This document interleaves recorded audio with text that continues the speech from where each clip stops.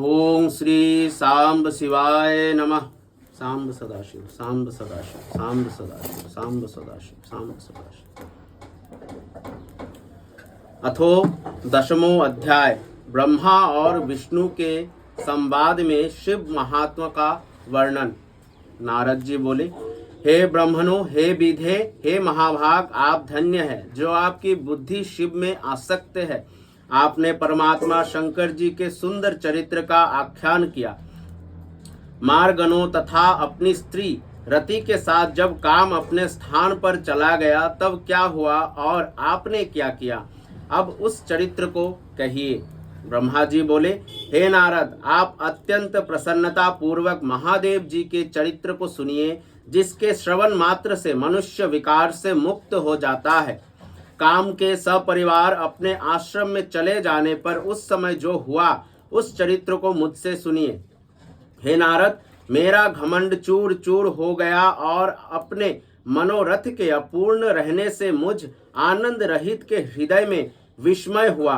मैंने मन में अनेक प्रकार से विचार किया कि वे निर्विकार जितात्मा तथा योग परायण शिव स्त्री को किस प्रकार ग्रहण कर सकते हैं। हे मुने, इस प्रकार अनेक तरह से विचार करके अहंकार रहित मैंने उस समय अपने जन्मदाता शिव स्वरूप उन विष्णु का भक्ति पूर्वक स्मरण किया और दीनतापूर्ण वाक्यों से युक्त कल्याणकारी स्तोत्रों से मैं उनकी स्तुति करने लगा। उसे सुनकर चतुर्भुज कमल नयन शंख पद्म गदाधारी पीतांबर से सुशोभित तथा श्याम वर्ण के शरीर वाले भक्त प्रिय भगवान विष्णु शीघ्र ही मेरे सम्मुख प्रकट हो गए। उस प्रकार के रूप वाले शरणागत वत्सल्य उन भगवान को देखकर मैंने पुनः प्रेम से गदगद वाणी से बार बार उनकी स्तुति की। अपने भक्तों के दुखों को दूर करने वाले भगवान विष्णु उन स्तोत्रों को सुनकर अत्यंत प्रसन्न हो मुझ शरणागत ब्रह्मा से कहने लगे।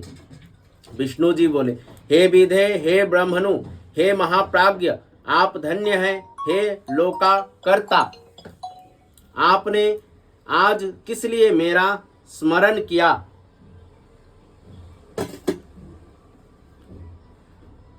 और किस लिए आप मेरी स्तुति कर रहे हैं। आपको कौन सा महान दुख हो गया है उसे अभी बताइए। उस संपूर्ण दुख का मैं नाश करूंगा, इसमें संदेह नहीं करना चाहिए। ब्रह्मा जी बोले, हे नारद, विष्णु के इस वचन को सुनकर मैंने दीर्घ श्वास लिया और हाथ जोड़कर प्रणाम करके विष्णु से ये वचन कहा। हे देवदेव, हे रामानाथ, मेरी बात सुनिए और हे मानद, उसे सुनकर दया करके मेरा दुख दूर कीजिए तथा मुझे सुखी कीजिए। हे विष्णु, मैंने रुद्र के सम्मोहन के लिए सपरिवार मारगण तथा बसंत के साथ काम को भेजा था। उन्होंने शिवजी को मोहित करने के लिए अनेक प्रकार के उपाय किए, परंतु वे सब निष्फल हो गए। उन समदर्शी योगी को मोह नहीं हुआ। मेरा ये वचन सुनकर शिव तत्व के ज्ञाता, विज्ञानी तथा सब कुछ देने वाले वे विष्णु विस्मित होकर मुझसे कहने लगे। विष्णु जी बोले, हे पितामह, आपकी इस प्रकार की बुद्धि किस कारण से हो गई है। हे ब्रह्मणों, अपनी सुबुद्धि से सब विचार कर मुझसे सत्य सत्य उसे कहे। ब्रह्मा जी बोले, हे तात, अब उस चरित्र को सुनिए। ये आपकी माया मोहने वाली है। सुख दुखमय ये सारा जगत उसी के अधीन है। उसी माया के द्वारा प्रेरित होकर मैं पाप करने के लिए प्रवृत्त हुआ हूँ। हे देवेश, आपकी आज्ञा से मैं कह रहा हूँ, आप उसे सुनिए। सृष्टि के प्रारंभ में मेरे दक्ष आदि 10 पुत्र उत्पन्न हुए और मेरी वाणी से एक परम सुंदरी कन्या भी उत्पन्न हुई, जिसमें धर्म मेरे वक्ष स्थल से, काम मन से तथा अन्य पुत्र मेरे शरीर से उत्पन्न हुए। हे हरे, कन्या को देखकर मुझे मोह हो गया। मैंने आपकी माया से मोहित होकर जब उसे कुदृष्टि से देखा, तब उसी समय महादेव जी ने आकर मेरी तथा मेरे पुत्रों की निंदा की। हे नाथ, उन्होंने स्वयं को श्रेष्ठ तथा प्रभु मानकर ज्ञानी, योगी, जितेंद्रिय, भोग रहित मुझ ब्रह्मा को तथा मेरे पुत्रों को धिक्कारा। हे हरे, मेरे पुत्र होकर भी शिव ने सबके सामने मेरी ही निंदा की। ये मुझे महान दुख है। मैंने आपके सामने कह दिया।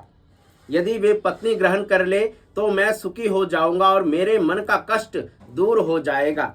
हे केशव, इसीलिए मैं आपकी शरण में आया हूँ।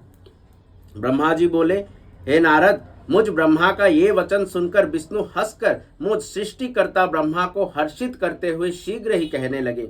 विष्णु जी बोले, हे विधे, संपूर्ण भ्रम का निवारण करने वाले और वेद तथा आगम द्वारा अनुमोदित परमार्थ युक्त मेरे वचन को सुने।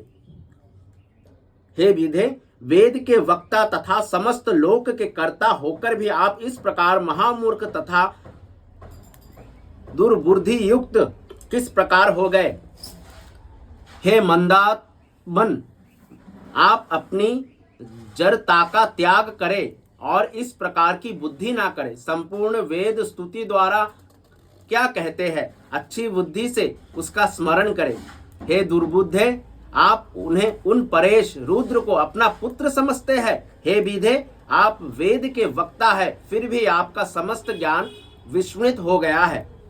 ऐसा ज्ञात होता है कि इस समय आपकी सुबुद्धि नष्ट हो गई है और आप में कुमति उत्पन्न हो गई है, जो आप शंकर को सामान्य देवता समझकर उनसे द्रोह कर रहे हैं। हे ब्राह्मणों, निर्णय करके वेदों में वर्णित किया गया जो कल्याणकारक तत्व सिद्धांत कहा गया है, उसे आप सुनिए और सद्बुद्धि रखिए। शिवजी ही समस्त सृष्टि के कर्ता, भर्ता, हर्ता, परात्पर, पर ब्रह्म, परेश, निर्गुण, नित्य, अनिर्देश्य, निर्विकार, परमात्मा, अद्वैत, अच्युत, अनंत, सबका अंत करने वाले स्वामी, व्यापक परमेश्वर, सृष्टि पालन संहार को करने वाले सत्व रज तम, इन तीन गुणों से युक्त सर्वव्यापी रज सत्व तम रूप से ब्रह्मा, विष्णु तथा महेश्वर नाम धारण करने वाले, माया से भिन्न, इच्छा रहित, माया स्वरूप, माया रचने में प्रवीण, सगुण, स्वतंत्र, अपने में आनंदित रहने वाले, निर्विकल्प, अपने में ही रमन करने वाले, द्वंद्व से रहित, भक्तों के अधीन रहने वाले, उत्तम शरीर वाले योगी, सदा योग में निरत रहने वाले, योग मार्ग दिखाने वाले, लोकेश्वर, गर्भ को दूर करने वाले तथा सदैव दिनों पर दया करने वाले हैं। जो ऐसे स्वामी हैं उन्हें आप अपना पुत्र मानते हैं। हे ब्राह्मणों, शिव हमारे पुत्र है, इस प्रकार का अज्ञान छोड़ दीजिए, उन्हीं की शरण में जाइए और सब प्रकार से शिव जी का भजन कीजिए। वे प्रसन्न होकर आपका कल्याण करेंगे। यदि आपका ये विचार है कि शिव जी अवश्य दार परिग्रह करे, तो शिव जी का स्मरण करते हुए आप शिव को उद्देश्य करके कठोर तप कीजिए। आप अपनी इच्छा को हृदय में धारण कर भगवती शिवा का ध्यान कीजिए। यदि वे देवेश्वरी प्रसन्न हो गई तो आपका समस्त कार्य पूर्ण करेंगी। यदि वे शिवा सगुण रूप से अवतार लेकर किसी मनुष्य की कन्या बने तो निश्चय ही वे उन शिव की पत्नी बन सकती है। हे ब्राह्मणों, आप इस कार्य के लिए दक्ष को आज्ञा दीजिए कि वे स्वयं भक्ति तत्पर होकर उन शिव पत्नी को उत्पन्न करने के लिए प्रयत्न पूर्वक तप करें।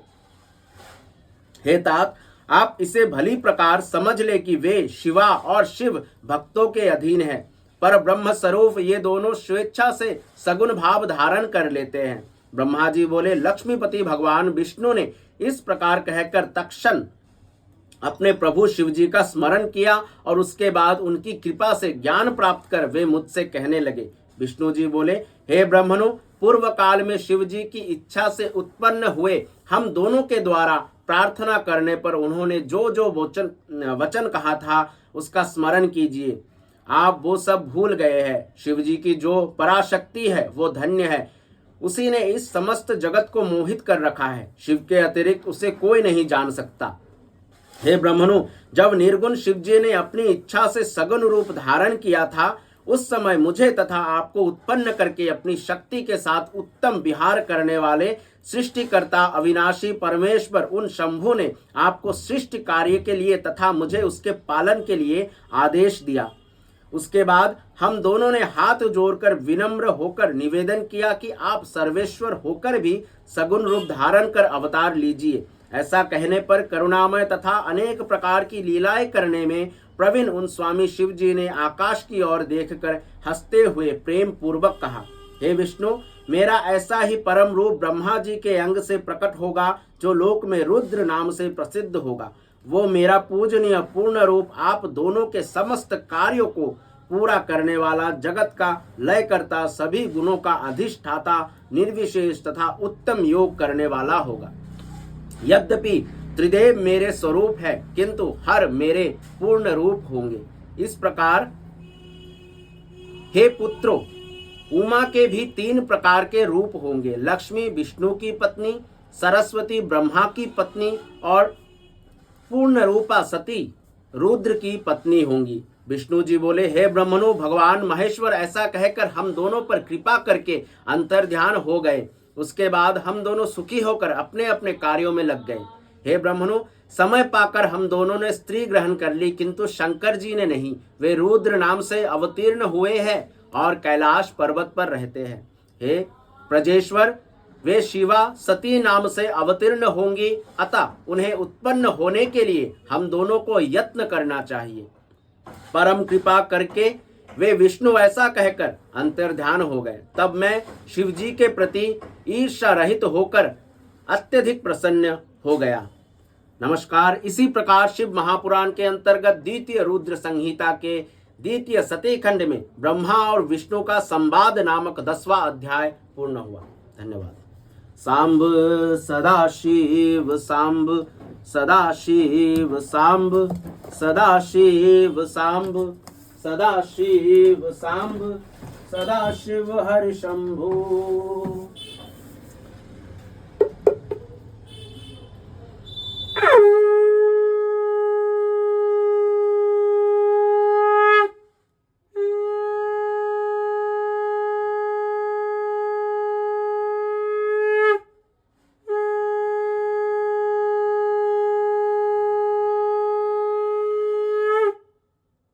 सांब सदाशिव